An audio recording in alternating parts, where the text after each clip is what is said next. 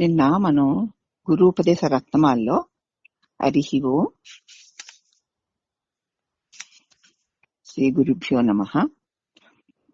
గురూపదేశ రత్నమాల్లో అమరత్వము అంటే మృత్యువు లేని స్థితి గురించి చెప్పుకున్నాము. దానిలో ఆఖరిని అమరత్వము అంటే ఏం చెప్పారంటే, తనకంటే అన్యంగా ఉండే దేహమే నేను అని తోచు భ్రాంతి తప్ప మరణం అంటూ వేరే ఏమీ లేదు అని చెప్పారు.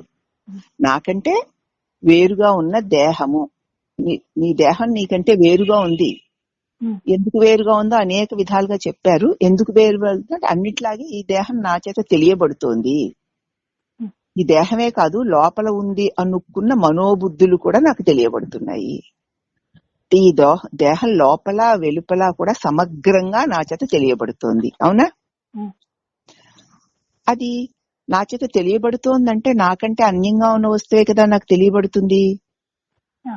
కాబట్టి నా చేత తెలియబడుతున్నటువంటి దేహము, ఇంద్రియములు, మనోబుద్ధులు అన్ని నా చేత తెలియబడుతున్నాయి తప్ప వాటికి అవే ఉండలేవు. అటువంటి దేహము నేను, తనకంటే వేరుగా ఉన్న దేహమును నేను అను తోచి భ్రాంతి తప్ప ప్రత్యేకించి మరణం అన్నది ఇంకేదీ లేదు. దేహము నేనున్న భ్రాంతి కలిగిందా మరణం ఉన్నట్లే అనిపిస్తుంది. ఆ భ్రాంతే అనుకోవడం వల్ల కలిగింది దేహం నేనని. ఆ మరణం కూడా నువ్వు దేహం నేనని అనుకోవడం వల్లనే కలుగుతుంది. భ్రాంతి రూపమైన అహంకారం నశించగా కలిగిన అనన్య ఆత్మజ్ఞానమే అమరత్వము. ఈ భ్రాంతి రూపమైన నా చేత తెలియబడి ఈ దేహము నేను అన్నటువంటి అహంకారం నశించిపోగానే ఇక రెండో వస్తువు ఎలాగూ లేదు ఆ ప్రకాశం కంటే. ఆ ప్రకాశమే ఆత్మజ్ఞానము, అదే అమరత్వము. ఇక దానికి మరణం లేదు. దేనికి? నా ఏ ప్రకాశంలో ఈ దేహ ఇంద్రియ మనోబుద్ధులు తెలియబడుతున్నాయో, ఏ ప్రకాశంలో ఈ జగత్తంతా తెలియబడుతోందో ఆ ప్రకాశం ఎవరు అని చూస్తే నా చేత కదా ఇవన్నీ తెలియబడుతున్నాయి. నేనెవరు అని చూస్తే అక్కడ ఏముంది? ఒక తెలివి, ఒక ప్రకాశం, ఒక ఉన్నాను అన్న ఒక ఎరుక. అక్కడ ఉన్నానని అనడానికి కూడా అక్కడ వాక్కు మనస్సు లేవు. ఒక అనుభవం ఏదైతే ఉందో అది నీ నిజస్వరూపం. ఎప్పుడైతే ఈ దేహము నేను అన్న అజ్ఞాన భావన తొలగిపోయిందో అప్పుడిక దేహం యొక్క జనన మరణాలు ఈ జ్ఞానస్వరూపానికి లేవు గనక అదే అమరత్వము, అది ఆత్మ సుఖము, దుఃఖరహిత ఆనందము. ఈ దేహమే నేను అని అంటున్నవాడు ఇప్పుడు మనమే కదూ. ఈ దేహమే నేను అంటున్నాము. ఈ శరీర మరణానికి భయపడతాడు. దేహం నేను అనుకుంటున్నావు కాబట్టి నేను చచ్చిపోతాను అనుకుంటావు. కానీ దేహం పుట్టింది, దేహం చచ్చిపోతుంది అని తెలియక శరీర మరణం తన మరణమేనని భయపడతాడు. మరి నేనెవరా అని విచారణతో తాను ఈ దేహమును కానని ప్రకాశమానమైన ఆత్మనని తెలుసుకుంటే ఈ దేహం నేనన్న అహం ఆకార బుద్ధి అంటే అహంకారం నశిస్తుంది. అహం అంటే ప్రకాశం అమ్మా. ఆకారము నేను అనుకుంటే అహంకారం అయ్యిందంతే. ఈ ఆకారం నేనేనా ప్రశ్నిస్తే ఈ ఆకారం నా చేత తెలియబడేదే తప్ప నేను ప్రకాశ స్వరూపమైన అహంస్ఫురణ రూపుడను. అట్టి నాకు దేహం యొక్క వికారాలే జన్మ మృత్యువులు లేవు అని తెలుసుకున్నప్పుడు అమరత్వం సిద్ధిస్తుంది. నీ స్వరూపానికి చావు పుట్టుకలు లేవు. అంతే తప్ప ఇంకా మరి ఏ విధంగా ఎన్ని ప్రయత్నాలు చేసినా అది సిద్ధించదు.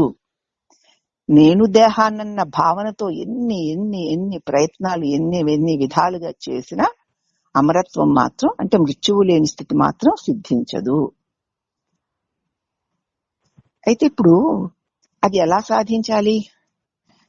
చిత్త వికారాలు లేని జ్ఞానమే, చిత్త వికారాలు లేని జ్ఞానమే శ్రేష్టమైన అమృత స్థితి అని గ్రహించు. ముందు చిత్తంలో ఏ వికారాలు లేకుండా అలా నిర్వికారంగా ఏ ఏ భావాలు కలుగుతున్నా వాటి పట్ల నీకు ఏ విధమైనటువంటి వికారాలు అంటే మార్పు, మంచి చెడ్డ కష్టం సుఖం బాధ అనేటువంటివి ఏవి నీకు అనిపించకుండా పోతే, లోపల ఏమైనా చిత్త వికారాలు కలుగుతూ ఉండొచ్చు గాక, కానీ వాటి పట్ల నీకు ఏ విధమైనటువంటి తాదాత్మ్యత లేకుండా ఉంటే అది శుద్ధ బుద్ధి. అయితే చిత్త వికారాలే లేవనుకో అది అమృత స్థితి.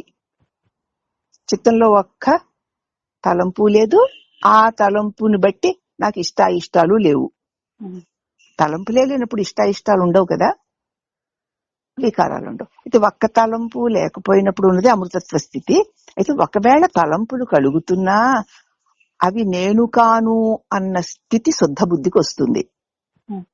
శుద్ధ బుద్ధి వస్తున్న వాటిలన్నిటినీ వాటితో ఏ తాదాత్మ్యం పెట్టుకోకుండా ఉంటే అదే తలంపు రహితమైన అమృతత్వం స్థితిని కలిగిస్తుంది. అందుచేత శుద్ధ స్ఫురణ తప్ప మరో దాని వల్ల భ్రాంతి అనే మనం పోదు. ఇక్కడ మనం అమరత్వాన్ని గురించి చెప్పుకున్నాం కదమ్మా. అమరత్వం అంటే తెలిసింది కదా, అమరత్వం అంటే మృత్యువు లేకపోవడం. మృత్యువు దేనికి? మేలుకే తప్ప నేను కాదు కదా, కాబట్టి మృత్యువు లేదు అని తెలుసుకోవడమే అమరత్వం. వాడికి ఇంక మళ్ళీ మృత్యువు కలిగే దేహం వాడికి రాదు, అదే మోక్షం, అదే అమరత్వము అంటేను అని చెప్పి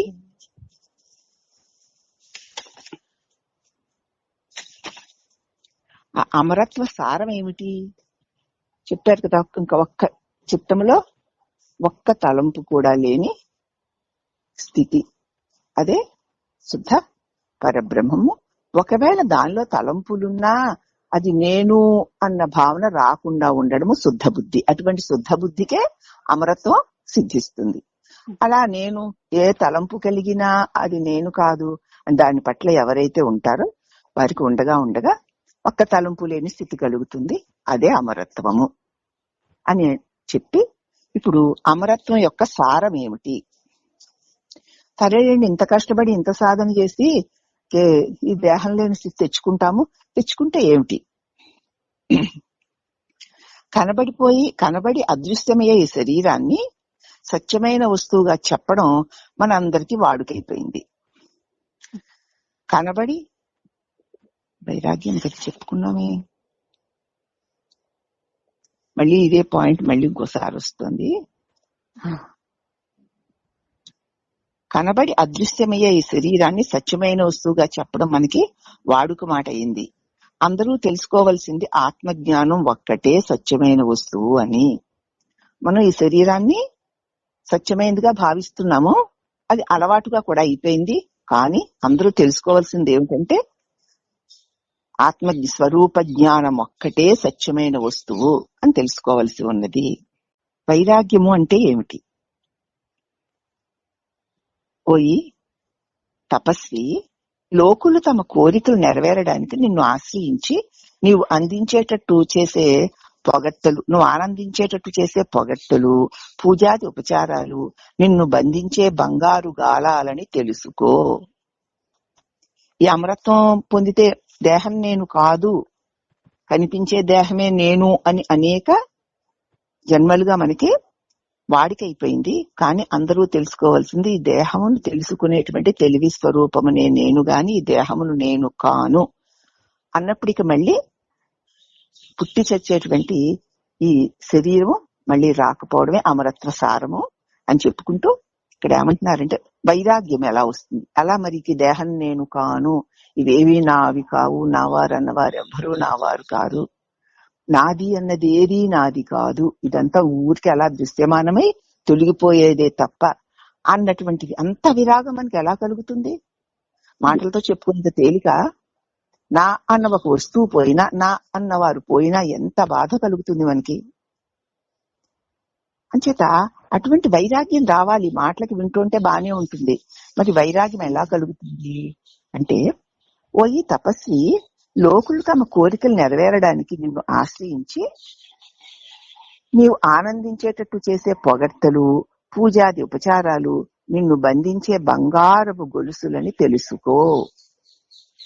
ఓ తపస్వి, సాధన చేస్తున్నవాడా, ఓ సాధకుడా, నీవు జన్మ మృత్యువులు లేని నీ స్వరూపాన్ని పొందగోరు ఓ ఈ ముముక్షువా.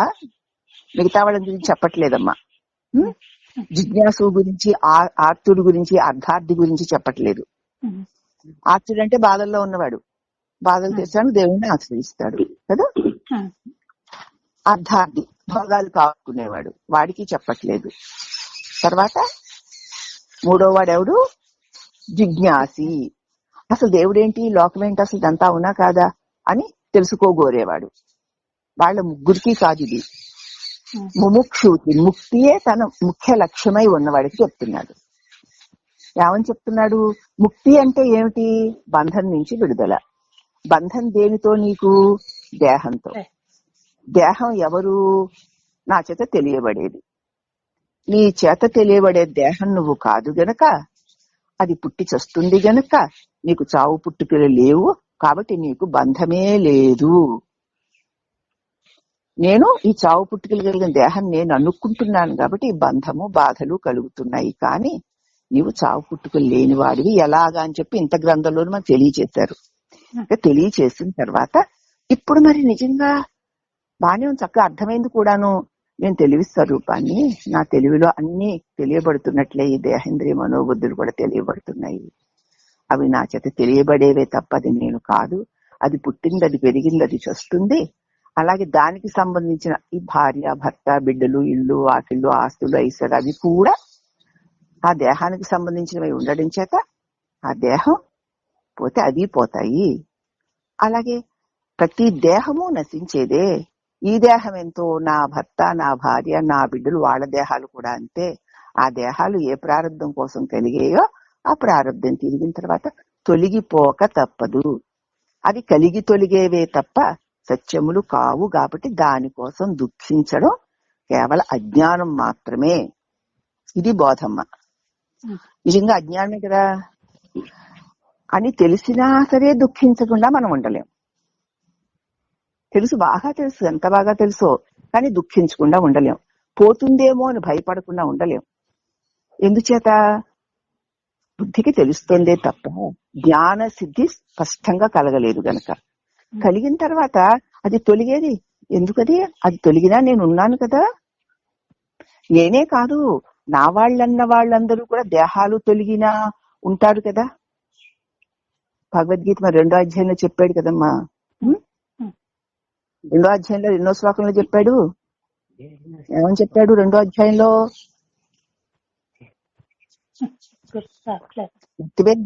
జాతునాశం నత్వం నేమే జనాధిప నచైవన భవిష్యామ సర్వే వయం అతఃపరం. నేను గతంలో లేకపోలేదు, నువ్వు గతంలో లేకపోదు, ఈ రాజులు, ఈ యుద్ధం చేసే వీరులు గతంలో లేకపోలేదు. ఇప్పుడు మాత్రమే ఉన్నవారు కాదు, తర్వాత లేనివారు కాదు. ఊరికే దేహాల రూపంలో అలా వాళ్ళు గోచరిస్తూ ఆ వ్యవహారాలు జరుగుతున్నట్లు ఉన్నాయే తప్ప నిజస్వరూపమైన ఆత్మకి చావు లేదు. దేహ రూపంలో వేరు వేరుగా తోస్తున్నామే తప్ప అందరూ ఒకే ఒక్క ఆ సద్వస్తువైన ఆ ఆత్మస్వరూపమే అని స్పష్టంగా చెప్పాడు భగవంతుడు. అవునా? దాన్ని మనం ఇక్కడ అర్జునుడికి కృష్ణుడు చెప్పిన మాట మనం అన్వయం చేసుకోవాలన్నమాట. ఓహో, నేను లేకపోవచ్చు కానీ నేను గతంలో ఉన్నాను. అలాగే నా వారన్న వారందరూ కూడా ఆ మేలులో కాకపోయినా గతంలో ఉన్నారు. ఇప్పుడు మాత్రమే ఈ మేలులో ఇలాగే ఉంటారు అని అనుకోకూడదు. రేపు ఉండరు, దేహం పోయినా రేపు ఉండరు అని భయపడక్కర్లేదు. మన నిజస్వరూప పరంగా అందరూ అంటూ ఎవరూ లేరు దేహాలను బట్టి గాని. నిజస్వరూపమైన ఆత్మకి చావు పుట్టుకలు లేవు.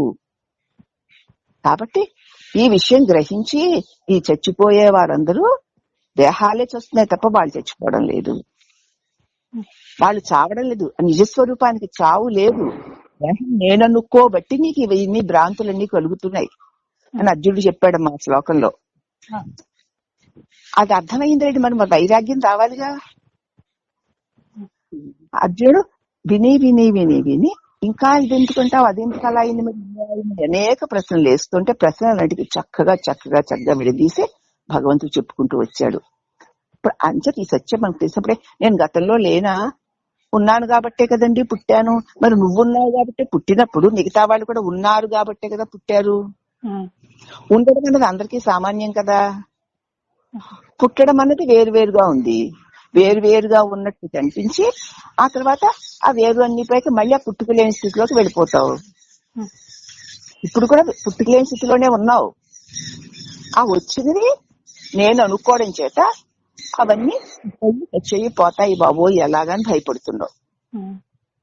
ఈ జ్ఞానం కనుక స్థిరపడితే ఈ జగత్తులో కనిపించేదంతా కూడా జనించి గతించేదే. జనించి గతిస్తోంది కాబట్టి జగత్తు అన్నారు. అనేక దేహాలతో కూడిందే కదా జగత్తు. అది జనించి గతిస్తూ ఉంటుంది. కాబట్టి ఈ జనించి గతించేదానికి దుఃఖపడవలసిన అవసరం లేదు. అది అలా కలిగి కాసేపు ఉండి తొలగిపోతుంది. అలాగే మన దేహాలు కూడా జగత్తులో భాగాలే గనక ఇవి కాసేపు ఉండి తొలగిపోతుంది. ఇవి ఏవి నేను కాదని ప్రతి ఒక్కరూ తెలుసుకోవాలి. ముముక్షుడు ఓహో అవి వస్తాయిపోతే నేను ఉన్నాను కదా, నిజంగా నాకు తెలుస్తూనే ఉంది కదా, అనేకం కలిగాయి అనేకం తొలిగాయి, నేను అలాగే ఉన్నాను కదా. కాబట్టి కలిగి తొలిగే వాటి కోసం దుఃఖించడం ఎందుకు? దుఃఖిస్తే మాత్రం అవి ఏమో తిరిగి వస్తాయా? వస్తే మాత్రం మరి ఉంటాయా? కానీ నేను ఎప్పుడూ ఉన్నాను కదా అన్న జ్ఞానం దృఢంగా కలిగిన వాడికి నిజమైన వైరాగ్యం కలుగుతుంది. ఓ ఈ తపస్వి, లోకులు తమ కోరికలు నెరవేరడానికి నిన్ను ఆశ్రయించి నీవు ఆనందించేట్టు చేసే పొగడ్తలు పూజాది ఉపచారాలు నిన్ను బంధించే బంగారపు గొలుసులని తెలుసుకో. ఇతరులు చేసే స్తోత్ర పూజాదుల వల్ల తన మనసు కొంచెం ఉప్పొంగినా అది ఒక ఎరలాగా సాధకునికి కీడు కలుగజేస్తుంది. ఆహా మీరెంత గొప్పవారండి, ఆహా ఎంత భక్తులండి, ఎంత దాతండి, మీలాంటి వాళ్ళు చాలా తక్కువగా ఉంటారండి, మీకు గొప్ప జ్ఞానం అండి, మీకు బోళి శాస్త్రాలు వచ్చండి, అయితే మీకు బోళ్ళంత విజ్ఞానం ఉందండి, మీకు బోళ్ళంత ఆస్తుపాస్తులు ఉన్నాయండి, మీకు బోళ్ళంత కల్చర్. ఇప్పుడు ఈ సమాజంలో ఎలా ఉండాలి మీకు తెలిసినట్టు మాకెవరికి తెలియదండి, మీరు చాలా గొప్పవారండి అని ఎవరన్నా అంటున్నారనుకోండి, అవును కదా అని గనక నీవు ఆ పొగడ్తలకి ఆనందిస్తే పూజాది ఉపచారాలు నిన్ను బంధించే బంగారపు నిన్ను పొగిడే పొగడ్తలన్నీ నిన్ను కదా బంగారపు గొలుసుల వలె బంధిస్తాయి. కాబట్టి ఇక్కడ ఎవ్వరూ ఏ విధమైన ఘనతలు కలిగిన వారు ఎవ్వరూ లేరు. ఎవరికి పొగడ్తలు? ఆ దేహంతో అనే పరికరంతో చేయబడిన వ్యవహారం. అది లోపల సత్తాస్వరూపమైన పరమాత్మ శక్తి లేకపోతే ఈ పరికరం శవం కదా. ఈ పరికరంలో చైతన్యం ఉండదు కదా. అప్పుడు ఆ మనసు గాని ఆ ఆలోచించగలిగే విజ్ఞత బుద్ధి గాని ఆయా పనులు కుశలంగా అంటే కుశలం అన్నారు కౌశలంగా పని చేయలేరు కదా. కౌశలంగా ఆ పని చెయ్యాలన్నా బుద్ధి కౌశల్యం కలిగి ఉన్నా లోపల పరమాత్మ చైతన్య శక్తి లేకపోతే అవి జడాలే, అవునా, అవి ఏమీ చెయ్యలేవు. కాబట్టి ఆ పరమాత్మ యొక్క దివ్య శక్తి ఒక్కొక్క దేహం ద్వారా ఒక్కొక్క వ్యవహారాన్ని చేస్తోంది. ఆ పరమాత్మే తప్ప ఇక్కడ చేసేవాడెవ్వడూ లేడు అని తెలుసుకోకుండా నేనే ఇంత బాగా చేస్తాను, నేనే ఇంత తెలివైన వాడిని, నేనే ఇంత ఆస్తిపరుణ్ణి, నేనే ఇంత అందగాడిని, నాకే ఇంత తెలివితేటలు, నాకే ఈ లోకంలో ఎంత దర్జాగా ఎలా బ్రతకాలో తెలుసు, నాకే ఈ విజ్ఞానం తెలుసు, నేనింత పండితుడిని, నేనింత దాతని, నేనింత గొప్పవాణ్ణి అని ఎవడైతే అనుకుంటాడో, ఇతరులు అంటూ పొంగుతాడో అతడు బంగారు గొలుసులతో కట్టబడుతున్నాడు అని అర్థం. ఇతరులు చేసే స్తోత్ర పూజాదుల వల్ల తన మనసు కొంచెం ఉప్పొంగినా చాలు, కొంచెం అబ్బా నన్ను ఇలా అన్నారు కదా అని కొంచెం అనిపించినా చాలు, నన్ను వాళ్ళు ఇలా అన్నారు, నన్ను వీళ్ళు ఏం ఘనకార్యాలు ఉన్నాయని గట్టిగా నోరు తెరిస్తే గట్టిగా ఒక మాట మాట్లాడలేమి, స్పష్టంగా స్వచ్ఛంగా ఒక మాట మాట్లాడలేమి. వాళ్ళు వీళ్ళు నన్ను పొగుడుతారా? ఒకడు పొగిడితే పొగిడారు, అర్హత నాకు ఉందో లేదో నేను చూసుకోవద్దు? ఉన్నా సరే ఆ పొగడితే నీది కాదు, లోపల ఉన్న పరమాత్మది. అంచేత ఇతరులు చేసే స్తోత్ర పూజాది వాడు నీ మనసు అబ్బాయి ఎంత గొప్పవాడు, అమ్మాయి ఎంత తెలివైన వాళ్ళు, మీరు ఎంత గొప్ప అన్నే సరే కొంచెం గోరంతా ఉప్పొంగినా సరే అది ఒక ఎరలాగా సాధకుడికి కీడు కలుగు చేస్తుంది. ఆ ఎరను, గలానికి వేసిన ఎరను చూసి చేప భ్రాంతిపడి వస్తుంది, అది మింగగోరి గుర్తుంది. కాబట్టి సాధకుడైన వాడు ఎప్పుడు ఎవరు ఎంత గొప్పగా పొగిడినా, ఒకవేళ నీ దగ్గర ఆ గొప్పతనం ఉన్నా సరే ఆ పొగడ్తలు పరమాత్మవిగా స్వీకరించకపోతే నువ్వు బంగారు గొలుసులతో చిక్కుబడిపోయిన వాడివి. కాబట్టి ఎంత ఉప్పొంగినా ఒక ఎరలాగా సాధకుడు కీడు చేస్తాయి. అయితే జీవన్ముక్తునికి అంటే తన స్వరూపము ఈ దేహం కాదు, ఈ దేహమును ప్రకాశింపచేసే తెలివి స్వరూపాన్ని, అంతేకాదు అన్ని దేహాలను ప్రకాశింపచేస్తున్నటువంటి ఆ జ్ఞాన స్వరూపమే నేను. ఈ దేహము ఉంది గాని ఈ దేహం యొక్క ప్రతి కదలిక కూడా దానిది కాదు అని తెలుసుకున్న జీవన్ముక్తుడికి చేసే ఈ స్తోత్ర పూజ అతను బంధించు. జీవన్ముక్తుడిని ఎవరు స్తోత్రం చేసినా, ఎవరు మరి పూజలు చేసినా అతన్ని ఏమి చేయవవి. ఎందుకంటే అతనికి తెలుసు అవి దేహానికి, చచ్చిపుచ్చే దేహానికి ఇస్తున్న హారతులని. వాళ్ళు దానిలోని సద్వస్తువుని తెలుసుకొని వాళ్ళు ఆ హారతులు ఇవ్వడం లేదు, ఆ పొగడతలు వాళ్ళు దేహాన్నట్టుకు వేలాడుతున్నారు కనుక వాళ్ళ మోహానికి అనుగుణంగా ఒక దేహాన్ని వాళ్ళు పొగుడుతున్నారు. వాళ్ళ దేహం ఎంత అనిత్యమో ఈ దేహము అంతే అనిత్యమో. ఆ పొగడ్తలు ఆ నశించే వస్తువులకి చెందినవే తప్ప నశించని నాకు కాదు అని తెలుసుకుంటాడు జీవన్ముక్తుడు. అందుచేత ఈ భేదాన్ని తెలపడానికే ఉపదేశం. ఏ భేదాన్ని? ఇతరులు చేసే స్తోత్ర పూజాదుల వల్ల నీ మనసు కొంచెం ఉప్పొంగినా ఒక ఎరలాగా సాధకుడిని వలలో పడేస్తుంది. అయితే జీవన్ముక్తుగా అతనికి ఎవరు స్తోత్రాలు చేసినా కదా, ఎవరు నిందలు వేసినా అవి అతన్ని బంధించవు.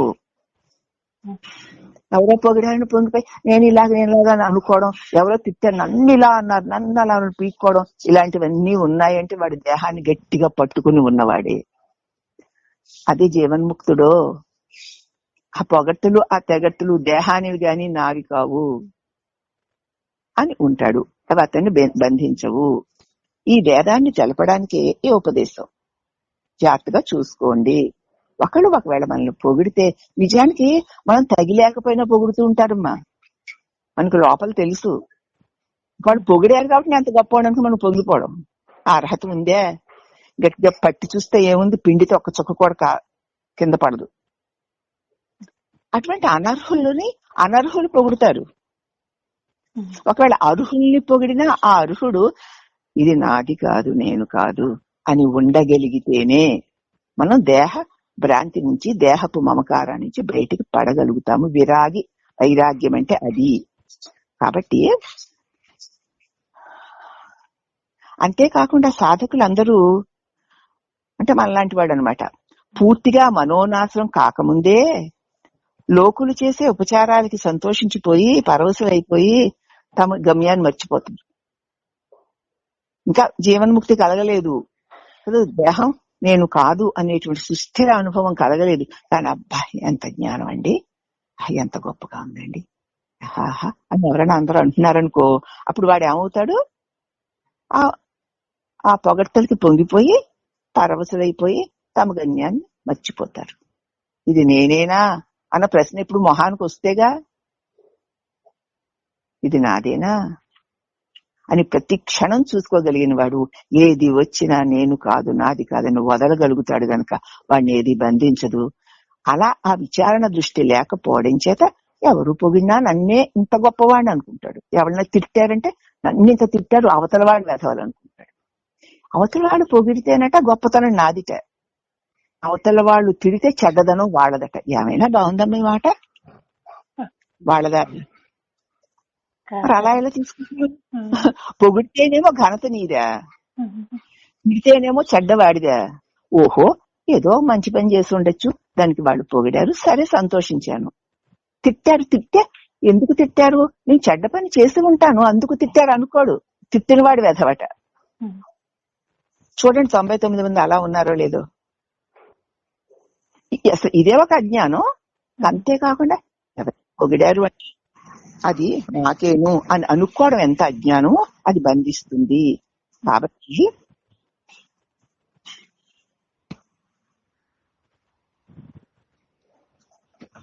పూర్తిగా మనోనాశనం కాకముందే లోకులు చేసే ఉపచారాలకు సంతోషించి పరవశులైపోయి గమ్యాన్ని మరిచిపోవద్దు.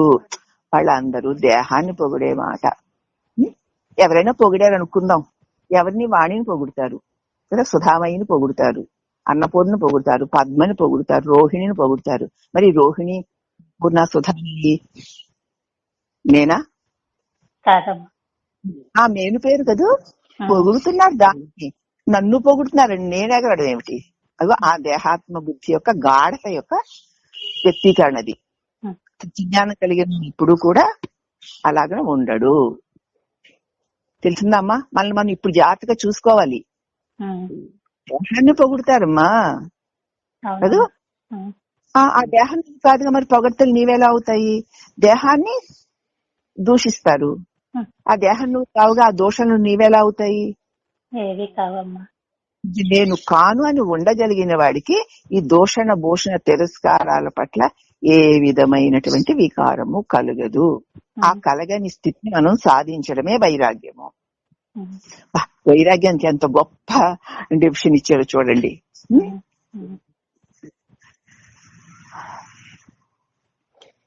లోకులు చేసే ఉపచారాలకు సంతోషించి పరవశులైపోయి గమ్యాన్ని మర్చిపోతారు.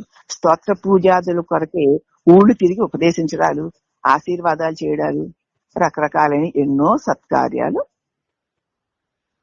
గమనించుకుని వాటి నుంచి తప్పించుకోవాలని ఆ ఉపదేశం. కాబట్టి ఏమిటి నీ ఘనత, ఏమిటి నీ గొప్ప? ఇదంతా నువ్వు మేనైతే దానికి చెందుతుంది. ఆమెన పుట్టి చచ్చేది, దానికి ఎన్ని గౌరవాలు ఇస్తే ఏమిటి, ఎన్ని నిందలు వేస్తే ఏమిటి? జడమైన దాన్ని ఆ రకంగా చూసినా, దాన్ని ఎవరైనా తిట్టినా, దాన్ని ఎవరైనా పోగిడినా మనం ఏడవక్కర్లేదు.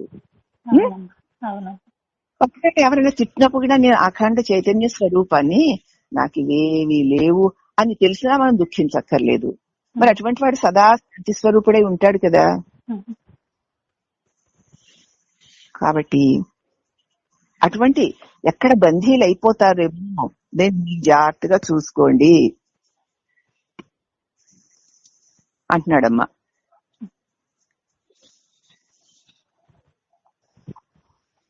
ఇటువంటి స్తోత్ర ఉపచారాలు గొప్పదిగా తోచినా వాటి వల్ల సాధకుని అహంకారం బలపడిపోయి ప్రగతికి అవరోధాలుగా ఉంటుంది. ఏ కొంచెం దానికి లొంగావా సాధకుడు మళ్ళీ పతనానికి జారిపోతాడు. వద్దు, ఒక్కటి కూడా నువ్వు తీసుకోకు. ఇలా తీసుకుంటా దేహాన్ని, అవి నువ్వు ఎలా తీసుకుంటావు ఈ జ్ఞానం కలిగాక? దేహం నువ్వు అనుకున్నప్పుడు అవన్నీ తీసుకున్నావులే. ఇప్పుడు గురువు ఈ స్థితికి తీసుకెళ్లి చూపిస్తున్నప్పుడు ఎలా తీసుకుంటాం మనం? తీసుకుంటే ఏమవుతావో తెలుసుగా. ఏదో వచ్చింది పోయిందిలే అని ఉండమంటున్నాను 2 ముక్కల్లో. ఇదే వేదాంతసారం ఎంత.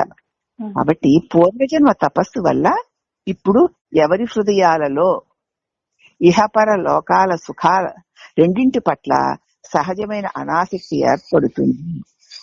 సులభంగా ఎంతమంది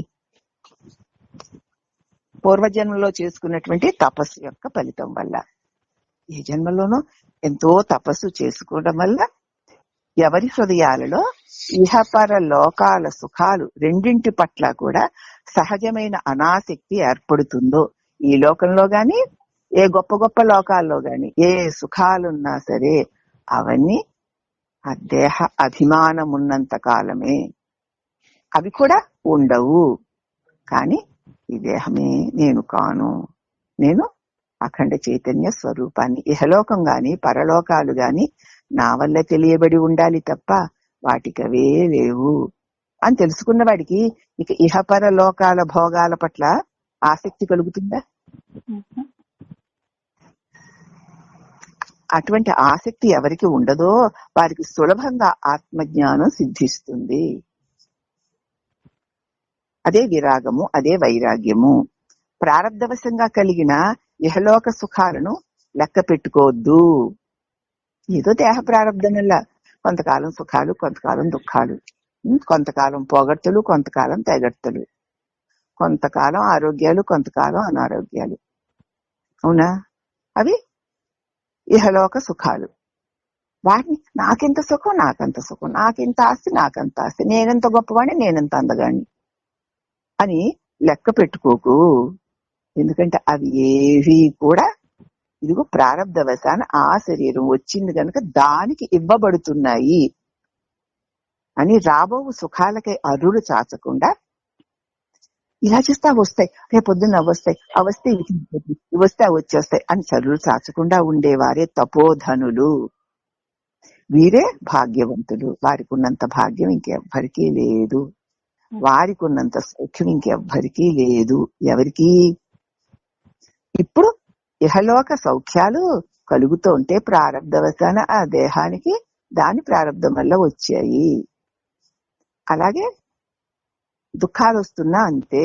ఇంకా రేపు ఏవైనా సుఖాలు కలిగినా అవి ప్రారబ్ధం దేహానికి కాబట్టి అవి ఉన్నంతకాలం వస్తాయి పోతాయి అని వాట్ల కోసం ఆశ పెట్టుకుని అరులు చాచకుండా ఉండేవారు నిజమైన తపోధనులు. ఇదే నిజమైన భాగ్యవంతులు. వాళ్ళకి భాగ్యాలతో పనే ఉంది, భాగ్యాలకే భాగ్యం. వాళ్ళు అన్నిటికీ ప్రకాశం, అన్నిటికీ ఆధారమై ఉన్నటువంటి పరమసత్యమే తామై ఉండగా ఇక దాని వల్ల ఉండగలుగుతున్న అసత్యమైన వాటిలో సత్య సుఖం ఉందనేటువంటి భ్రాంతి కలుగుతుందా?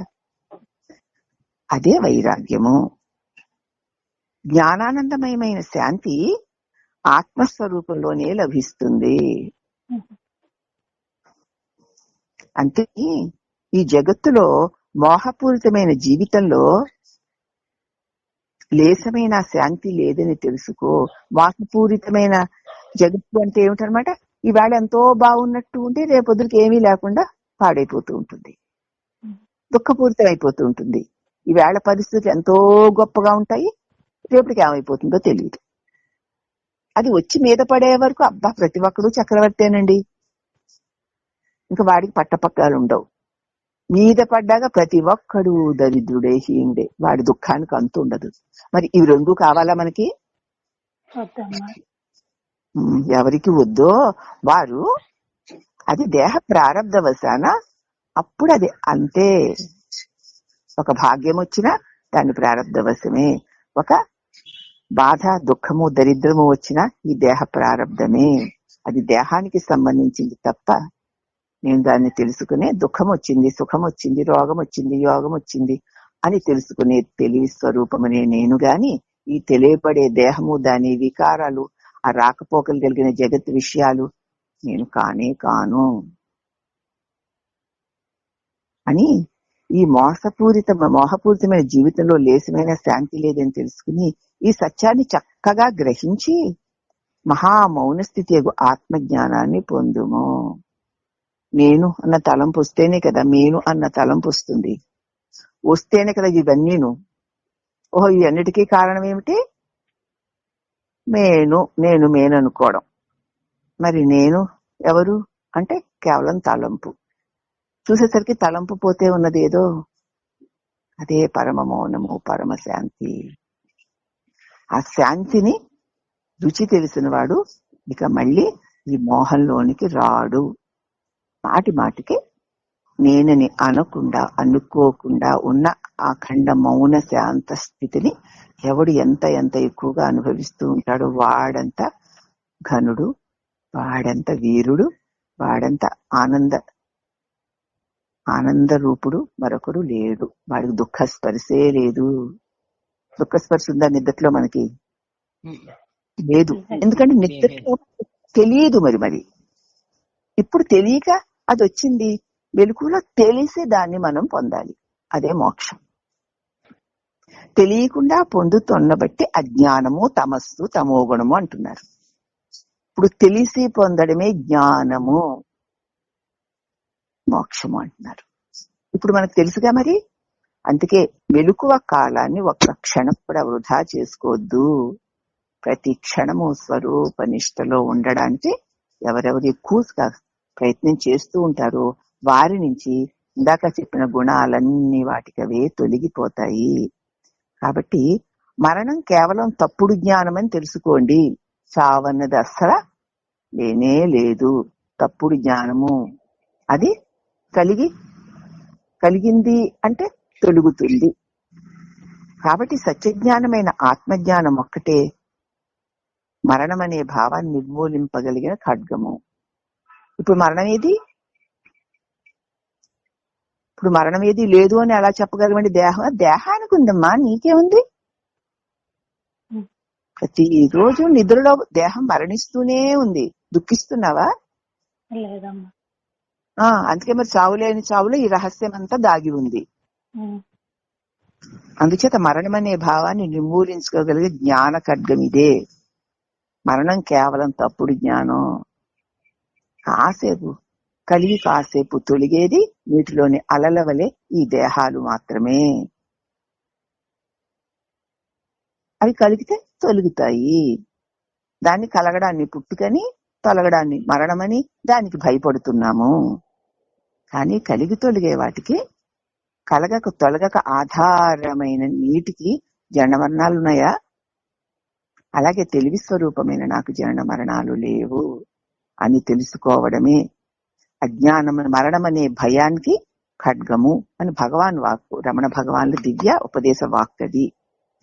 ఇక అమరత్వ సారము చెప్పుకున్నాం కదా. అమరత్వం అంటే ఏమిటో, శరీరాన్నే సత్యమన్న వస్తువుగా చెప్పడం వాడికైపోయిందని. వైరాగ్యం గురించి కూడా చెప్పుకున్నాము.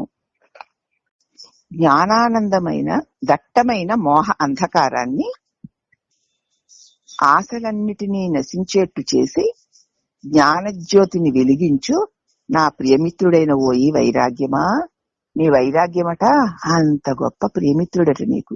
ఎందుకంటే దట్టమైన చీకటిని, ఆశలన్నిటినీ నశించిపోయేలాగున జ్ఞాన జ్యోతిని వెలిగించేది వైరాగ్యం ఒక్కటే.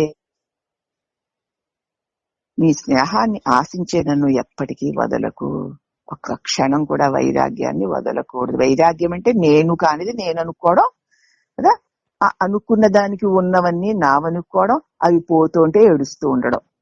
దాని పట్ల వైరాగ్యం అంటే నా నిజస్వరూపం పట్ల నిలకడ. అమ్మా, ఎప్పుడు ఈ వైరాగ్యమా అంటే ఈ సత్యజ్ఞానమా, నన్ను ఎప్పుడు వదిలిపెట్టకు. ఈ వైరాగ్యాన్ని ఒక స్నేహితుడిగా ఊహించుకుంటూ పద్యరచన చేశారు ఇక్కడ. ఎప్పుడూ ఏ పరిస్థితులను వైరాగ్యం మనల్ని వదలకూడదని ఉపదేశం అనమాట. ఎప్పుడు ఏది కనిపిస్తున్నా సరే మోహం కలగకూడదు, ఏది కనిపిస్తున్నా సరే రాగం కలగకూడదు, ద్వేషం కలగకూడదు. ఏది తెలియబడుతున్నా సరే అది తెవిలి వెళ్ళిపోయేదే, ఉండేది కాదు అన్న జ్ఞానం నిలబడాలి.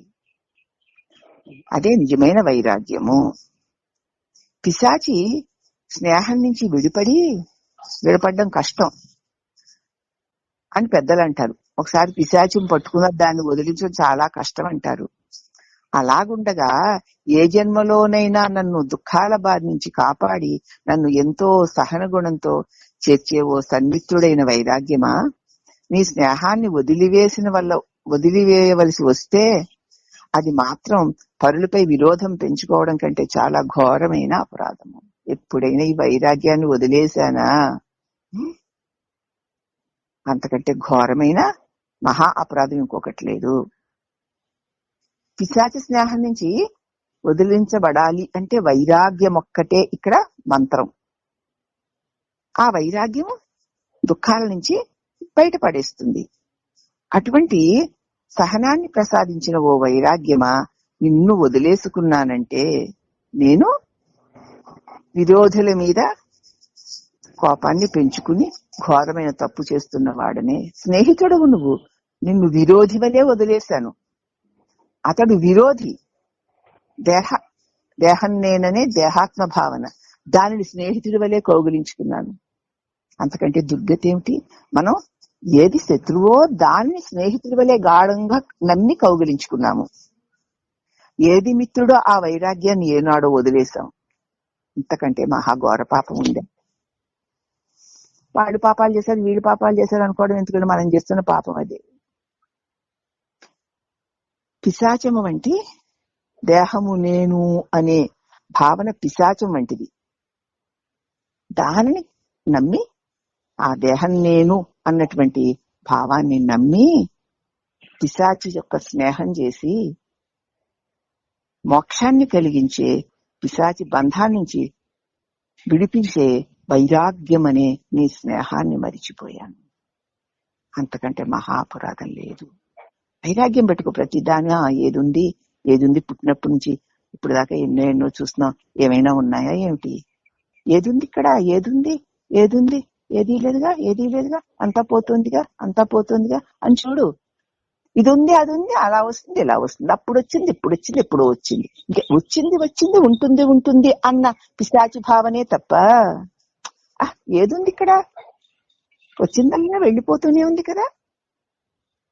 ఇక్కడ ఉన్న వస్తువు ఏదికా అని ఉండడమే వైరాగ్యం. గతంలో వచ్చిందని, ఇప్పుడు వస్తుందని, రేపు రాపోయేదని, వస్తుంది, ఉంది, ఇంతుంది, అంతుంది అనుకోవడమే పిశాచం. అర్థమవుతుందమ్మా ఈ ముక్క? వైరాగ్యం అంటే ఏమిటో, పిశాచం అంటే ఏమిటో. పిశాచం అంటే దేహాత్మ భావన. అది నిజంగా శత్రువే, దాన్ని కౌగిలించుకుంటున్నావు. వైరాగ్యం అంటే ఈ పిశాచి నుంచి నిన్ను విడుదల చేసేటువంటి గొప్ప స్నేహితుడు. దాన్ని వదిలేశావు. ఆ మహా అపరాధ ఫలం వల్లనే ఇప్పుడు ఈ దుఃఖాలు పడుతున్నావు. ఎటువంటి తలంపులు లేచినా నీ లోపల తప్పేం లేదు. కానీ అవి విస్తరించకుండా వాటిని ఆ క్షణంలోనే అవి పుట్టిన స్థలంలో నాశనం చేయడమే అతి తీవ్రమైన వైరాగ్యం. ఎటువంటి తలంపులైనా రాని, దాని అవును కాదు మరి అప్పుడంతే ఇప్పుడింతే అంటూ దాంతో కలిసిపోయి ఊరేగడం, వ్యాపించిపోయేలాగా ఊరేగడం చేయడం మానేసి ఇదా నాకెందుకు అని దాని పట్ల నీవు వైరాగ్య భావంతో ఉండడమే. అక్కడికక్కడే తల నరకడం అంటే దాంతో కలిసి అవును కాదు అంటూ తిరగడం మానేసి దాన్ని చూసి చూడనట్లు ఊరుకో. అదే వైరాగ్యం. అందుచేత ఏమిటి, ఎవరున్నారు? అంతటా అన్నిటా పరమాత్ముడే కదా, ఆ మహాశక్తే కదా, ఆ ప్రకాశమే కదా. ఆ ప్రకాశంలో నేను ప్రకాశమే అయి ఉన్నాను కదా, నాకంటే అన్యమైంది ఏముంది? ఎవరిని పొగడాలి, ఎవరిని తిట్టాలి, ఎవరికి నమస్కారాలు పెట్టాలి, ఎవరికి కృతజ్ఞతలు చెప్పుకోవాలి? ఎవడున్నాడు? ఒకవేళ ఉన్నావు అనుకుందావు, నువ్వు ఉన్నా, నీకు నువ్వే ఉన్నావా? నీవుగా నీ తనువెల్లా నీ మనసునెల్లా నిండి ఉన్నది ఆయనే కదా. ఇంక నువ్వెక్కడున్నావు? ఎవరికి చెప్తావు కృతజ్ఞతలు? ఎంత గొప్ప జ్ఞానం అమ్మా, అందరికీ ఉపయోగపడుతుందని ఆ ముక్క చెప్పానమ్మా. ఎంత బాగుంది అసలు. మరి అస్తమానం మన ఈ పుస్తకం నిండా చెప్తుంది అదే కదా. నేను కాదు, నాది కాదు, అంతా ఈశ్వర, నాదన్నది ఏం లేదు, నేను కూడా నీదే, ఉన్నది నువ్వే ఈశ్వర. ఇదే కదూ వాళ్ళు చెప్పింది. ఇంకా ఎవరికి కృతజ్ఞతలు చెప్పుకుంటాము, ఎవరికి నమస్కారాలు పెట్టుకుంటాము, ఎవరిని నిందిస్తాము, ఎవరిని ద్వేషిస్తాము, ఎవరిని ప్రేమిస్తాము? అంతా ఆయనేగా. కుక్కలో కుక్కగా, నక్కలో నక్కగా, పురుగులో పురుగుగా, మనిషిలో మనిషిగా, పాపిలో పాపిగా, పుణ్యాత్ముడిలో పుణ్యాత్ముడిగా ఉన్నది పరమాత్ముడే కదా. ప్రత్యేకించి కృతజ్ఞతలు చెప్పుకునే ఒక నేనెక్కడుంది? ఎంత దివ్యస్థితి, ఎందుకంటే గొప్ప వైరాగ్యం గాని గొప్ప మోక్ష స్థితి గాని లేదు కదా. పనులన్నీ చేస్తూ ఉంటాం, దేహ ప్రారంభం ఏమో అలా అలా అవుతూ ఉంటాయి. ఆ టైంకి ఏదో ఈ ఫ్లైట్ లో ఇది ఇలా చేయాలి, అది అలా చేయాలి, మాకు లోపల థాట్ వస్తుంది, ఆ ప్రకారంగా చేసేస్తాం అంతే. అది అయిపోయాక ఇంకా అంతే, మళ్ళీ దాని ధ్యాస లేదు, మళ్ళీ హాయిగా కళ్ళు మూసుకొని కూర్చుంటాం. మనం కూడా అంతే. అంతే పని అయిపోయింది కదా దేహ ప్రారంభాన్ని, హాయిగా కళ్ళు మూసుకొని కూర్చో. ఆ వచ్చే ఆలోచన చూస్తూ కూర్చో. చూడగా ఆలోచనలే పోతాయి, చూపే మిగులుతుంది. కాబట్టి ఎటువంటి తలంపులు లేచినా అవి విస్తరించకుండా వాటిని ఆ క్షణమే అవి పుట్టిన స్థలంలోనే నాశనం చేయడం, అదే తీవ్ర వైరాగ్యం అవుతుంది. కలిగిన వెంటనే తీసేయడం అంటే అవును ఇలాగా, అప్పుడు అలా అయింది, వాళ్ళు ఇలాగ వీళ్ళు ఇలాగ అనుకోకుండా ఎవరికివి, నాకు నేనెవరు అని ఆగు. అయిపోయింది. ఇప్పుడు నీ తలంపులు రమ్మన్నా రావు, ఒకవేళ వచ్చినా అలాగా ఆకాశంలో పొగలాగా వెళ్ళిపోతాయి. కాబట్టి వైరాగ్యం అంటే గట్టిగా బిగబట్టి చేసేది కాదు, తెచ్చిపెట్టుకునేది కాదు, సహజ జ్ఞానం వల్ల ఉద్భవించినటువంటి మన సహజ స్థితి అది. అందుచేత చిత్తమనే కోట నుంచి వాసనలు అనబడే శత్రువులు తలంపుల రూపాల్లో బయటకు వస్తూ ఉంటాయి. లెక్కలేనన్ని ఆ శత్రువులు ఒకటా రెండా, ఏ జన్మల వాసన, ఈ జన్మలవే కుప్పలు, ఏ జన్మల వాసనలు అవన్నీ లెక్కన ఆ శత్రువులేని ఒక్కొక్కరిని అద్భుతమైన ఆత్మవిచారణ చేత అక్కడికక్కడే హతమారిస్తే చివరికి శత్రువుల కోట అంటే చిత్తము అంటే మనసు మన వశమైపోతుంది, ఖాళీ అయిపోతుందిగా. చూస్తూ చూస్తూ ఉంటే, వాటి వెనక వెళ్లకుండా చూస్తూ ఉంటే ఆ తలంపులు వాటికి అవే తొలగిపోతాయి. వాటికి లోపల కలుగుతున్న తలంపుల్ని వెళ్ళగొట్టడం ఒక్కటే సాధన. వెళ్ళగొట్టడం అంటే వెళుతుంటూ దాంతో నువ్వు కలవకుండా ఉండడమే. దానివల్ల ఇక మనస్సు నిండా చిత్తం నిండా చిత్తు నిండిపోతుంది. దీనినే వైరాగ్యము అంటున్నారమ్మా. చాలా బాగుంది, మంచి లెసన్ కదా. తర్వాత మరి జ్ఞాన వైరాగ్యాలు అంటారు కదండి, అంటే ఏమిటి? ఇదిగో ఈ చూడబడే ప్రపంచం చూచేవానికి వేరు లేకుండా ఉండడమే. ఈ చూడబడే ప్రపంచం చూచేవాడికి వేరుగా లేకుండా ఉండడమే. అదేంటండి, నేను చూస్తున్నాను కదా, నాకంటే వేరుగా ఉంది కదా, ఇంత విన్నా అదే వస్తుంది మనకి. కానీ నా తెలివి వెలుగు లేకపోతే ఈ ప్రపంచమే లేదు. ఈ ప్రపంచం నిండా ఆ చేత చూడబోయే దాని నిండా నా తెలివే ప్రకాశిస్తోంది కదా. వస్త్రం మీద గీయబడిన చిత్రములన్నీ వస్త్రముల కంటే వేరు కానట్లు నా వల్ల తెలియబడుతున్న ఈ జగత్తంతా నాకంటే వేరు కాదు అని ఎవడైతే తెలుసుకుంటాడో అదే జ్ఞానం.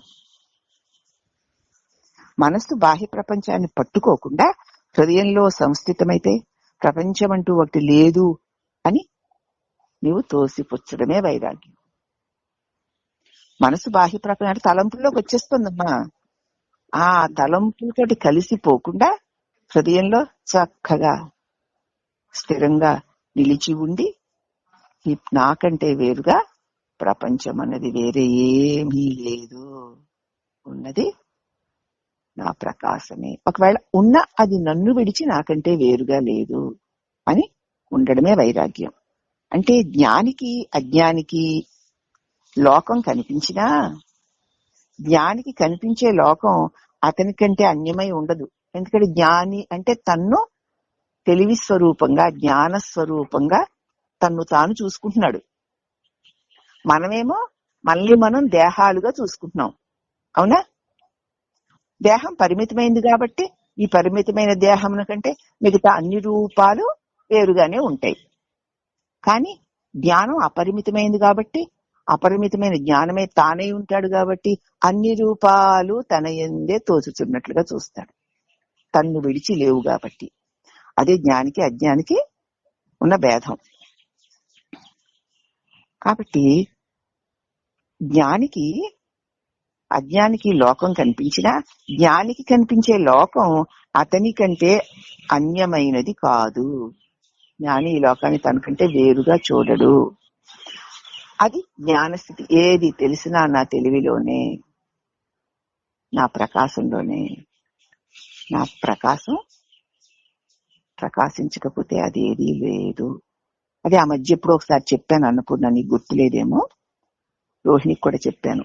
ఇప్పుడు ఒకసారి కూర్చున్నాము, అలా చూద్దాం. చూసేసరికి మన తెలివిలో ఎన్నో దృశ్యాలు కనపడుతున్నాయి. నాకైతే ఇక్కడ చుట్టూ తోటలు, చెట్లు, పుట్లు ఏవేవో అన్ని కనిపిస్తున్నాయి. నా తెలివిలోనే కదా కనిపిస్తున్నాయి, నా వెలుగులోనే కదా కనిపిస్తున్నాయి. నేను నెమ్మదిగా నా తెలివిని ఆ దృశ్యాల నుంచి లోపలికి లోపలికి లోపలికి విరమించుకుంటా. దాని నుంచి నేను తీసేస్తున్నాను, నా తెలివిని లోపలికి విరమించుకుంటున్నాను.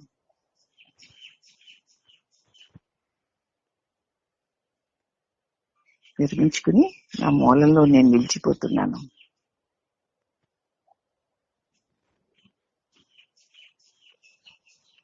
మరి ఇప్పుడు తెలియబడే జగత్తుందా?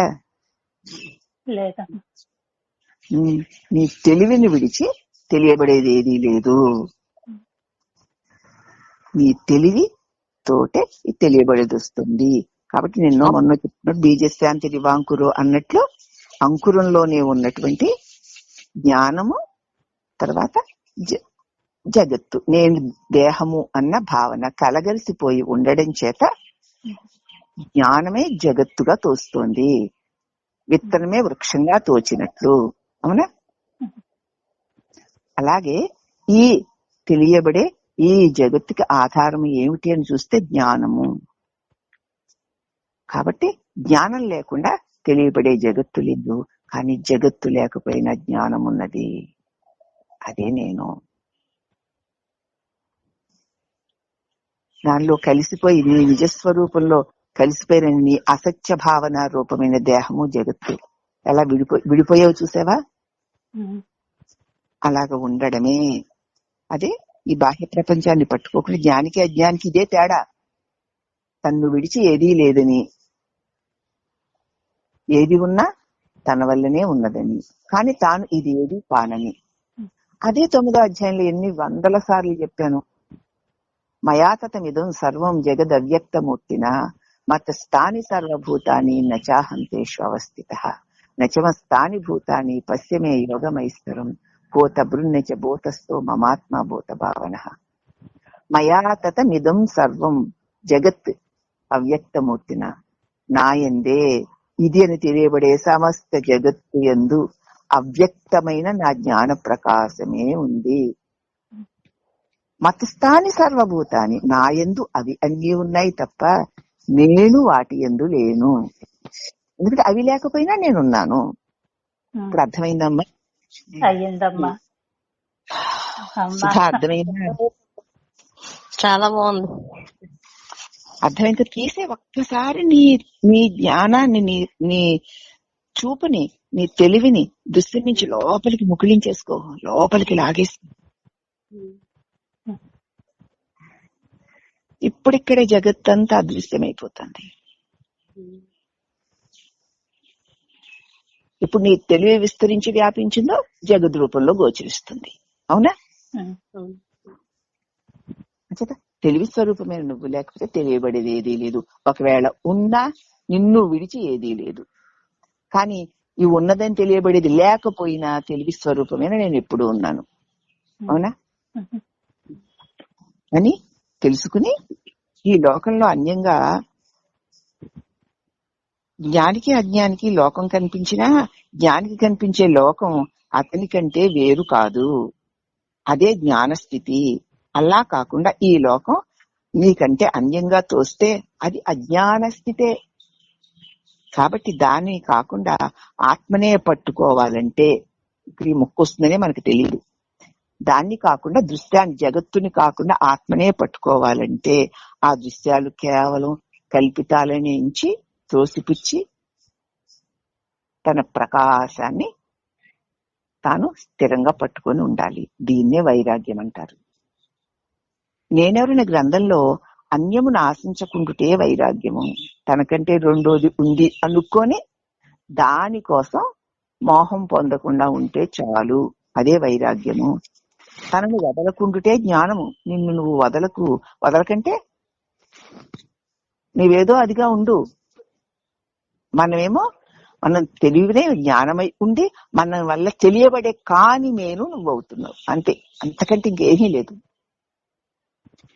ఈ ఉపదేశ వాక్యాలు మనకి నేనెవరిన గ్రంథంలో చెప్పారు. ఇప్పుడు మనం విన్నాం కూడా అదే కదా. ఇప్పుడు ఏం తెలిసింది? నేను ప్రకాశాన్ని. అహం అంటే ప్రకాశం. అహం అంటే నేనమ్మా. సంస్కృతంలో అహం అంటారు. నేను అంటే ప్రకాశం. నేను అంటే దేహం. నేనేమయ్యాను? ప్రకాశ స్వరూపమైన నేను పుట్టి చచ్చే నేనయ్యాను. అయ్యానా? అనుకున్నాను. నేను అనుకోకపోతే లేదుగా. నేను అనుకోకపోతే అనుకున్నాను. నేనైపోయింది. అహంకారం అయింది. ఆకారాన్ని పట్టుకుంది కాబట్టి కారం అయింది.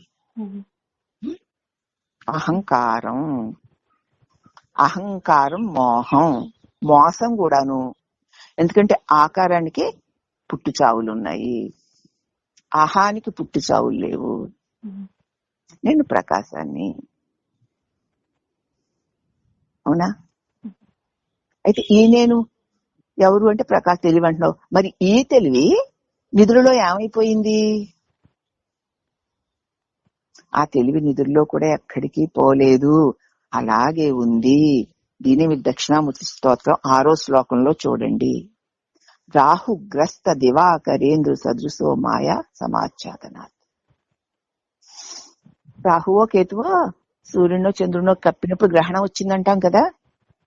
సూర్యుడు కనిపించట్లేదు, సూర్యుడు లేడు అంటాం, ఇది కప్పడం చేత, అవునా?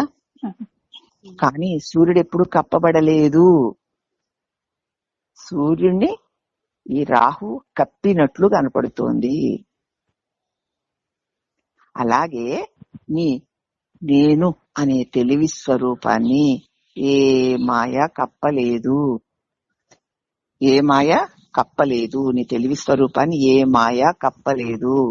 కప్పిందా? మనకు కప్పింది, అందుకే నిద్ర వస్తుంది. అప్పుడేమో పూర్తిగా కప్పేసింది చీకటి, ఇప్పుడేమో సగం వెలుతురు సగం చీకటిగా కప్పింది. ఇది మాసక చీకటి. అది ఒత్త కటిక చీకటి, ఇది మాసక చీకటి. నిజమైన వెలుగు నువ్వెప్పుడు ఎరగవు, కానీ నిజమైన వెలుగు సదా వెలుగుతూనే ఉన్నాను. ఎప్పుడు మరి ఎందుకండి ఇలా కప్పేసిందంటే ఇంద్రియాలు వాటి వాటి పనుల నుంచి విరమింపబడ్డాయి. ఆ పనులు ఇంక చేయడంలా. ఇంద్రియాలు విషయాల్ని గ్రహించడం లేదు. మనస్సు ఏ ఆలోచన చేయడం లేదు. అప్పుడు ఏమైపోయాయి? ఇవన్నీ పడిపోయాయి. పడిపోవడం చేత ఏమైంది? ప్రకాశం కప్పివేసినట్లు అయిపోయింది. అదేమిటండి, అవి పడిపోతే ఇంకా ప్రకాశం బాగా విస్తరించి వ్యాపించాలి కదా అంటే విస్తరించి వ్యాపించే ఉంది, కానీ నేను దేహాన్ని, ఈ జగత్తు ఎలా ఉంది, నాకు ఈ మొగుడు, ఈ పిల్లలు, ఈ బెళ్ళం, ఈ మొగుడు, ఈ భర్త, ఈ భార్య, ఈ ఆస్తి, ఈ పాస్తి, ఇవన్నీ నాకు ఉన్నాయి. నేను ఒక దేహాన్ని, నేను వాణిని అన్న భావనతో ఇవన్నీ ముకిలింపబడుతున్నాయి. ఆ భావనలోకి వెళ్ళిపోయాయి ఇవన్నీ. ఏవి? ఇంద్రియాలు, మనస్సును. నేను దేహాన్ని అన్న భావనలోకి వెళ్ళిపోయాయి. దేహం మరి జడం కాబట్టి ఇవన్నీ ఆ జడమైన దానిలో పడిపోవడం చేత చైతన్య ప్రకాశాన్ని ఆ సమయంలో గుర్తించడం లేదు. చీకటి అందుకే అర్ధరాత్రి కటిక చీకటిలో లైట్లన్నీ ఆర్పేసుకుని ఒక పెద్ద దట్టమైన కంబళి గనక శుభ్రంగా ముసిగేసేసి పడుకుంటే, కళ్ళు మూసుకుని, చీకటి కాకపోతే వెలుగుంటుందా? ఉండదుగా. అలాగే ఇంద్రియాలు, మనోబుద్ధులు వాటి వాటి వ్యవహారాలన్నింటినీ విరమించుకొని పడిపోగా, జడమై పడిపోగా, అవి దేనిలో పడిపోయాయి? నేను దేహమును అన్న భావనలోకి వెళ్ళిపోయావి, అవునా? ఆ నేను దేహమును అన్న భావనే అజ్ఞాన అంధకారమై ఉండడం చేత ఇవన్నీ దానిలోకి వెళ్ళిపోయేసరికి అంతే, చీకటి తప్ప నేనన్న భావన కూడా అక్కడ లేకుండా పోయింది. అదే నిద్ర. రాహుగ్రస్త దివాకరేందు సదృశో మాయా సమాచ్ఛాదనాత్ సన్మాత్ర కరణోపసంహరణతో యో భూహు సుషుప్తి పుమాన్. కరణములన్నీ ఉపసంహరింపబడగా అప్పుడు దేహము నేనన్న భావనలోకి ఇవన్నీ వెళ్ళిపోయాయి. భావనా బీజం అంటున్నాంగా. జ్ఞానములో ఉన్న దేహము నేనన్న భావనలోకి వెళ్ళిపోయాయి అవన్నీ. అందుకే అది ప్రాగస్యాప్సమితి ప్రబోధ సమయే యహ ప్రత్య విజ్ఞాయతే. మళ్ళీ ఎప్పుడైతే ఈ దేహ ఇంద్రియ మనోబుద్ధులు మళ్ళీ చైతన్యంలోకి వచ్చాయో అప్పుడు చెప్తున్నాం ఏమని? నేను చాలా సుఖంగా ఉన్నాను. మరి ఏమీ లేని ఏమీ లేదండి అని చెప్తున్నావు, సుఖంగా ఉన్నాను అని కూడా చెప్తున్నావు. ఏమీ లేనిది ఎవరికి, సుఖంగా ఉన్నది ఎవరికి?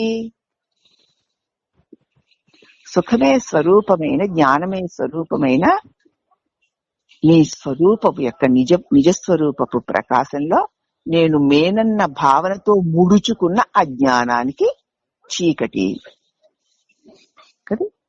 ఈ దేహ వ్యవహారాలు లేకపోవడం చేత తన నిజస్వరూపము చక్కగా ప్రకటింపబడగా ఉన్న స్థితి సుఖము, నీ నిజము. సుఖము నీ నిజ స్వరూపము. కటిక చీకటి అన్నది దేహాత్మ భావనకి కలిగింది. ఇప్పుడు చీకటి ఎవరికమ్మా నిద్దట్లో? చెప్పాలి, ఏమన్నా అర్థమైతే ఈ ముక్క. దేహానికి, దేహం నేననుకున్న మోహపు భావానికి కటిక చీకటి, ఏమీ తెలియకపోవడం. కానీ నా నిజస్వరూపానికి సుఖం, నా నిజస్వరూపమైన సుఖం అక్కడ అలాగే ఉంది. స్వరూపము కాని దేహం నన్న మోహ భావనతో ఇంద్రియాలు ముడుచుకుపోగా కటిక చీకటి కూడా అక్కడే ఉంది. అఖండ జ్ఞాన ప్రకాశంలో సుఖ స్వరూపంలోనే అజ్ఞాన అంధకార దేహ మోహం అనే చీకటి కూడా దానిలోనే ఉంది. రెండు దానిలోనే ఉన్నాయి. ఇప్పుడు చూడండి, రెండు కనిపించాయి నిద్దట్లో మనకి. మరి ఎప్పుడు చూసారు? చూడండి, రెండు దానిలోనే ఉన్నాయి. చూడండి, అక్కడే ప్రకాశం, అక్కడే కటిక చీకటి. మరి ప్రకాశం చీకటి ఒక చోట ఉండగలవా? ఉన్నాయిగా మరి ఇప్పుడు. అవునమ్మా. అంటే సూర్యుడు పట్టపగలు మిట్ట మధ్యాహ్నం మరి వెలుగుతూ ఉండగా నువ్వు గదిలో తలుపులన్నీ వేసుకుని ఒక పెద్ద కంబళి మూసేసి కళ్ళు మూసుకుంటే నీకు చీకటి కాకపోతే వెలుగు కనిపిస్తుందా? అంతే.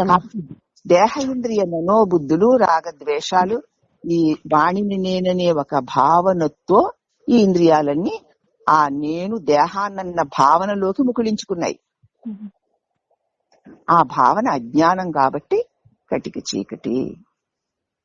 కానీ ఆనందంగా ఉన్నాను అన్నది కూడా అక్కడే ఉంది. అది నీ నిజస్వరూపం. అక్కడే సుఖము, అక్కడే అజ్ఞానం. అక్కడే జ్ఞానము, అక్కడే అజ్ఞానము. జ్ఞానాజ్ఞానాలు ఒకే చోట ఉంటాయా అంటే ఇదిగో మన నిద్రలో రెండు ఒకే చోట ఉన్నాయి. అందుచేత మరి జ్ఞాన ఆనంద స్వరూపమైన నాయందు ఈ అజ్ఞానము కటిక చీకటి ఎలా వచ్చింది అని ప్రశ్నించక హాయిగా నిద్రపోయాను అన్నం. మళ్ళీ ఇది అట్టుకు మళ్ళీ మెరుగు వచ్చాక తైతక్కలాడు. ఇది తప్ప ఇంకా బ్రతుకులో పరిశీలించవలసిన వస్తువులే లేవండి. కళాలో కళా మనుషులు, ఏ మనుషులు, ఈ ఆస్తులు, ఆపాస్తులు, అవి పరిశీలనకు మనం వాడుకుంటున్నాం తప్ప నిన్ను నువ్వు ఎప్పుడైనా పరిశీలించుకున్నావా? ఏమిటిది ఇలా ఎందుకు జరుగుతుంది నిద్రలో? అక్కడే ఏమీ తెలియదు అన్నది అక్కడే ఉందా? సుఖంగా ఉన్నానన్నది కూడా అక్కడే ఉందా? మెలకువలో అయితే సుఖంగా ఉన్నానది ఉండదు. ఏదో అది ఉంది, ఇది ఉంది, ఇలా ఉంది, అలా ఉంది, సుఖముగా ఉంది, దుఃఖముగా ఉంది అనేటి ద్వంద్వాలన్నీ ఉంటాయి మెలకువలో. కానీ అక్కడ రెండూ ఉన్నా సరే ఒకటి ఆనందమయంగా ఉంది, అక్కడే అజ్ఞానమైన ఏమీ తెలియదు అనేటువంటి అజ్ఞానం కూడా ఉంది. మరి నేను ఆనంద స్వరూపాన్ని అయితే, నేను తెలివి స్వరూపాన్ని అయితే ఈ అజ్ఞానం ఎందుకుంది అంటే ఇదిగో ఆ నీ జ్ఞాన స్వరూపంలోనే నేను దేహాన్ని అనేటువంటి వాసన అంతర్లీనంగా ఉండడం చేత ఆ వాసనే తెలివితో వెలుపలికి వచ్చి దేహాన్ని పట్టుకు తిరిగింది గనక మళ్ళీ ఈ దేహ ఇంద్రియాలు ఎప్పుడైతే ముకిలించుకుంటాయో ఆ దేహం నేనన్న మోహంలో కూరుకుపోయాయి. అందుకు చీకటి. ఇప్పుడు చీకటి పోవాలి. చీకటి పోవాలంటే ఇప్పుడు మెలకులోకి వచ్చాక ఎవరికి ఇది అని అక్కడి ఏమీ తెలియనితనము నాకే ఉంది కదా, సుఖము నాకే ఉంది. ఈ రెండిట్లో నేనెవరు? తెలియనితనము నువ్వా? ఏమీ లేనితనము నువ్వా? ఆనందము నువ్వా? మరి రెండూ నాకే ఉన్నాయి కదండి, నాకే కదా ఉన్నాయి. మరైతే నేనెవరినండి? ఎవరివి అంటే ఆ ఆనందమే నీ నిజస్వరూపము. నీ నిజస్వరూపంలోనే దేహము నేనన్న మోహము వల్ల నీకు ఇదిగో ఈ చీకటి. అదే అజ్ఞానము చీకటి అంటే. ఎప్పుడైతే నువ్వు దేహము నేనన్న మోహము వదిలేశావో ఇక నీకు చీకటే లేదు. రాత్రి పగళ్ళు లేవు, నిద్ర మెలకువలు లేవు. ఉన్నది అఖండ జ్ఞానమే. మరి అయినా జ్ఞానులు నిద్రపోతారు కదండి. జ్ఞానులు నిద్రపోరు. జ్ఞానుల యొక్క దేహేంద్రియ మనోబుద్ధులు ఇప్పుడు కూడా మన దేహేంద్రియ మనోబుద్ధులు నిద్రపోతున్నాయి మన బుద్ధి లేక. నిద్రపోతున్నవి దేహేంద్రియ మనోబుద్ధులు. నువ్వేం నిద్రపోయావు? నిద్రపోతే సుఖంగా ఉన్నానన్న అనుభవం ఎవరికి కలిగింది? కాబట్టి నేను నిద్రపోలేదు, ఆనంద స్వరూపమై ఉన్నాను. నా సన్నిధానంలో దేహేంద్రియ మనోబుద్ధులు నిద్రపోతున్నాయి. ఇప్పుడు చూడండి మన నిద్రపోతున్నవి ఎవరు? దేహేంద్రియ మనోబుద్ధులు. అవి నిద్రపోతున్నాయి. నేను ఆనంద స్వరూపమే మేల్కొనే ఉన్నాను. మళ్ళీ ఆ దేహేంద్రియ మనోబుద్ధులు మేల్కుంటే నేను మేల్కున్నాను అంటున్నావు. మేల్కున్నావు దేహేంద్రియ మనోబుద్ధులు. నువ్వు మేల్కోవడం ఏమిటి? నువ్వు అప్పుడు మెలకుగానే ఉన్నావు, ఇప్పుడు మెలకుగానే ఉన్నావు. తెలివే అయి ఉన్నావు. మెలకు అంటే తెలివి. అప్పుడు తెలివే ఉన్నావు, ఇప్పుడు తెలివై ఉన్నావు. తెలివై ఉన్నావు కాబట్టే నీ తెలివిని తీసుకొని నేను నాదని ఈ దేహం ఈ లోకంలో తిరుగుతుంది. తిరగడం మళ్ళీ అన్నిటినీ వదులుకోవడం, మళ్ళీ దేహం నేనన్నే మోహంలో మునిగిపోవడం. ఇలా జరుగుతున్నాయమ్మా ఈ నిద్ర మెలకువలు. మన నిద్ర మెలకువలు ఇవే. మన ఇష్టం. నిద్రలో ఏమీ తెలియని అజ్ఞానమై ఉంటావా? ఆనందంగా ఉన్నాను అన్న అదే నీ నిజ స్థితి. ఆ నిజ స్థితిలో ఉంటావా? జ్ఞానమే నేనై ఉన్నాను ఉంటే ఇప్పుడు ఈ నిద్ర ఎవరికి? ఈ తెలియంతనం ఎవరికైనా ప్రశ్నించినప్పుడు అది కూడా నా వల్లే తెలియబడుతోంది. ఆ తెలియబడేది దేనికి? దేహ ఇంద్రియ మనోబుద్ధులు వ్యవహారాలని చేస్తూ ఉండగా వాటి నిండా నా జ్ఞానమే ఆధారమై ఉండగా అవి చేసి చేసి చేసి మళ్ళీ దాని ప్రారంభవశ అవి విరమించుకుంటే అవి పడిపోతున్నాయి. గాని ప్రకాశమై నేను ఎప్పుడు ఉన్నాను? ప్రాగస్యాప్తమితి ప్రబోధ సమయే యహ ప్రత్యభిజ్ఞాయతే. నిద్రలో ఏమీ లేని ఆ దివ్య ఆనందాన్ని అనుభవించిన గుర్తుతో ఇప్పుడు దాన్ని దేహేంద్రియ మనోబుద్ధుల ద్వారా వ్యక్తీకరిస్తున్నాను. అయితే వ్యక్తీకరించాల్సిన అవసరం కూడా లేదు. ఆనందమే నేనై ఉన్నాను. మరి దీంతో వ్యక్తీకరిస్తున్నాను. కాబట్టి నా నిజ సుఖ స్వరూపాన్ని వ్యక్తీకరించడానికి దేహేంద్రియ మనోబుద్ధులు పరికరాలే గాని ఇవి నేను కాను.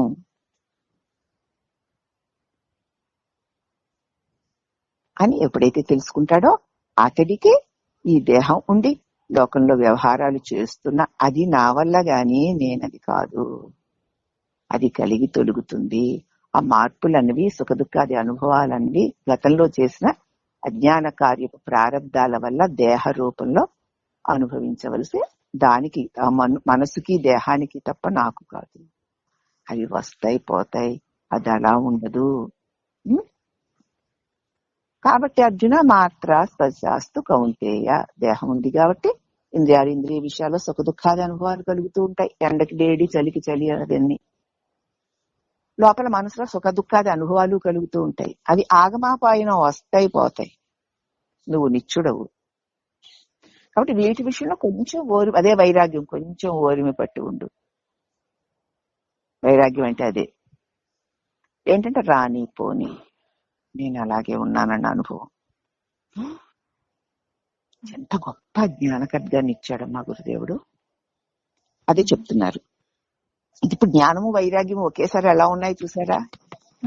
అలాగే చక్కటి తేజోమయమైన వెలుగు, కటిక చీకటి మన నిద్రలో ఒకే చోట ఉండడాన్ని మనం చూసాం కదా. ఇప్పుడు మెలకువలో కూడా అన్నీ ఉన్నాయి అనేటువంటి దృశ్యము, అన్నిటి యందు ఏమీ లేని నా జ్ఞానము. చూడండి, నీ జ్ఞానానికి ఏమన్నా ఉన్నాయా? లేవు. అన్నీ ఉన్నాయి అనేటువంటి దృశ్యము. ఈ దృశ్యానికి ఆధారంగా ఏమీ లేని నేను. ఎందుకంటే అవి పోయినా నువ్వు మిగులుతున్నావు గనక ఏమీ లేని నేను అంటున్నాను. నేను ఎన్నో వచ్చాయి పోయాయి, నువ్వు మిగిలే ఉన్నావు కదా.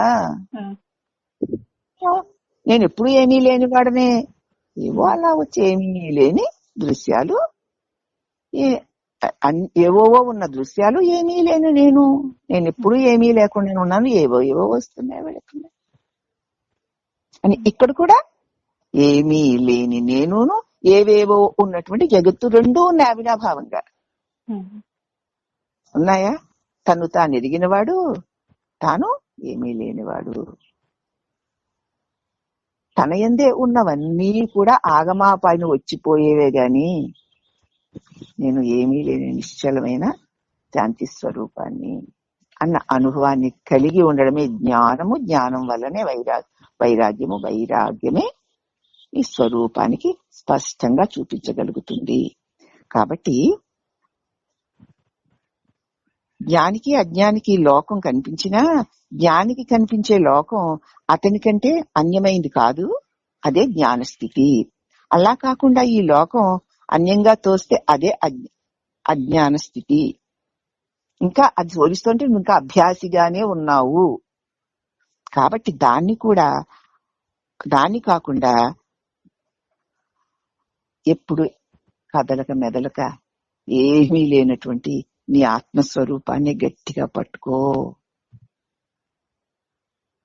పట్టుకోవాలంటే ఆ దృశ్యాలని కేవలం కల్పితాలు, వచ్చిపోయేవే అని మాటికి ఎంత కష్టం వచ్చినా ఇది వచ్చింది పోయేది, ఎంత సుఖం వచ్చినా ఇది వచ్చింది పోయేది, నేను అలాగే ఉన్నాను అని సదా సదా ఆ భావన వదిలిపెట్టుకుని నిన్ను నువ్వు వదిలిపెట్టకుండా ఉండు అని జ్ఞాన వైరాగ్యాల గురించి చెప్పారమ్మా. ఇంకొక లెసన్ చెప్పేసి ఊరుకుంటాను. ఇక అయితేనండి, మీరు ఇప్పుడు చెప్పారు, బాగా మాకు తెలిసింది, అర్థమైంది కూడాను. కానీ నా మనసు సామర్థ్యం సరిపోవడం లేదు అంటే, సరిపోవట్లేదు కాబట్టి మళ్ళీ మళ్ళీ మనం చెప్పుకోవడం. చిత్తం యొక్క సామర్థ్యం, ఎర్రమందార పుష్పం యొక్క రంగు పడిన అద్దం ఎర్ర అద్దం వల్లే కనిపిస్తుంది కదా. అలాగే చిత్తుకి పంచేంద్రియ విషయ దోషాలు అంటుకుంటే దాన్ని చిత్తం అంటారు. నా స్వరూపం చిత్తమ్మా, జ్ఞానం. అవునా? ఇప్పుడు మన అందరం జ్ఞానమే అయి ఉన్నాం కదా. తెలిసిన వాళ్ళు జ్ఞానమయ్యే ఉన్నారు, తెలియని వాళ్ళు జ్ఞానమయ్యే ఉన్నారు. మన స్వరూపం చిత్. ఆ చిత్తుకి ఈ పంచేంద్రియాలతో తెలియబడే విషయ దోషాలు అంటుకుంటే దాన్ని చిత్తం అంటారు. అది అలా ఇది ఇలాగా అనుకుంటూ ఆ చిత్తుకి అంటించుకుంటున్నాం, అద్దకాలు పెట్టుకుంటున్నాం అనమాట. ఇప్పుడు దాన్ని చిత్తం అంటున్నారు. దానిలో ఉండే అనే మాలిన్యం పోతే ఆ చిత్తమే చిత్ అవుతుంది.